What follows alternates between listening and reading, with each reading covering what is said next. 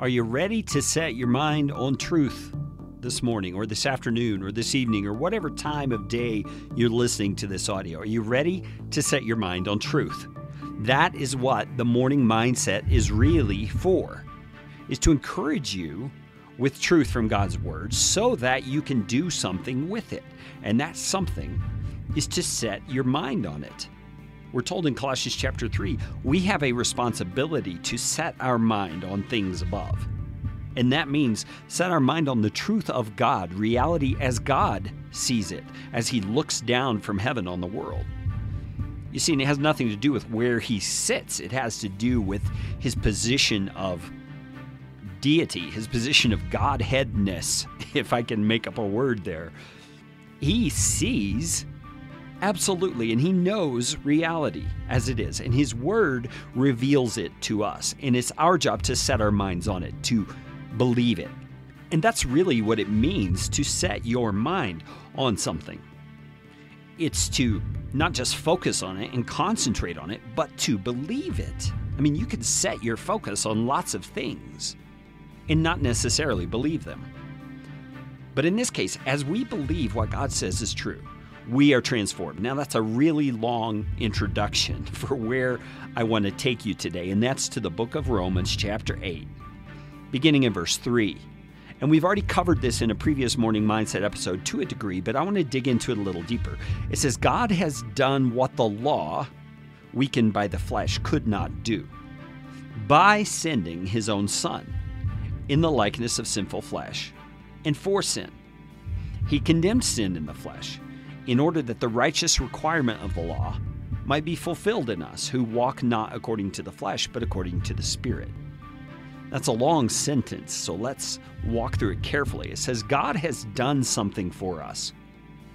That the law, you remember the law of Moses, all the rules and regulations, the moral code, which contained the 10 Commandments and many other commands, God has done something the law could not do. Okay, so think that through for a minute. That's pretty significant because God gave the law. The law was good. Paul has already said it's holy, righteous, and good. But God has done something it could not do. By sending His own Son, Jesus Christ, in the likeness of sinful flesh. It's not saying Jesus was sinful. It's saying He looked like us. He was one of us, but He was not sinful. He's very careful to say that. By sending His Son in the likeness of sinful flesh and for sin, God condemned sin in the flesh in order that the righteous requirement of the law might be fulfilled in us. Now let's pause there for a minute. Jesus, by living a perfect human life, condemned sin in the flesh. So in other words, when Adam sinned, all of us took on what we might call a sinful bent, or I consider it like spiritual DNA that is bent towards sin. It's corrupt, it's fallen, it's depraved without the divine spark of God to enliven it. And Jesus, by living a perfect life, overcame that. He was in a human body, just like us, but He overcame sin. He destroyed it. He condemned sin in the flesh, Paul says. And here's why He did it. Verse 4 says, in order that, anytime you hear that phrase, in order that, realize it's telling you a reason for something.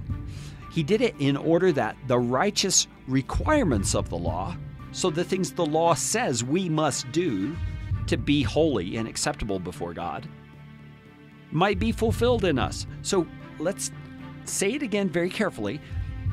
He came and He lived a perfect human life in order that the demands of the law that all of us have to live up to might be fulfilled in us. So do you hear that? Jesus did the work, and God did it by sending Him. We don't have to keep all these laws to make God happy. We now are holy and keepers of the law because of what Jesus has done for us. It's an amazing truth. And I will encourage you with it this morning. As you go through your day, set your mind on that. We're going to talk more about setting your mind on the truth on tomorrow morning's Morning Mindset.